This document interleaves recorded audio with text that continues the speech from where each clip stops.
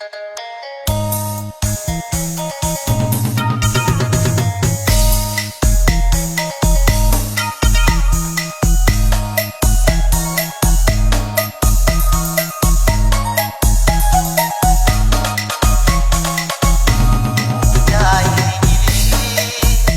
กกันตั้ง2 ปีกว่าเมียเก่าคือสิเอาผัวคิดพอหัวแม่พันละยา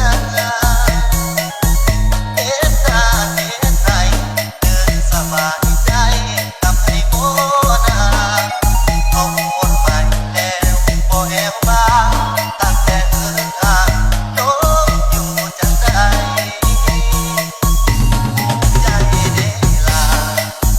ตั้งแต่อาการกับเจ้า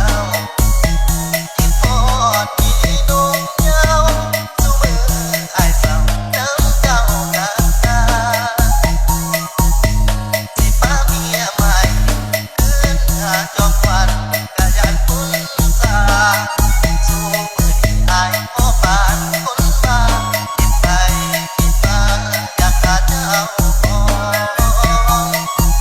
อ้ายน้องน้ำตาเวลาคิดฮอดลูกเต้าเมียใหม่ก็บ่คือเมียเก่าสัจจะคำเว้าอ้ายได้ผู้เห็นว่าสิบขาหน้าบ่สาวเอามายังบ่สู่ขาหลังสู่มื้อนี้อ้ายแฮงผูกแฮงหลังคิดฮอดความหลังเมื่อครั้งเอามี ทอดอีหลี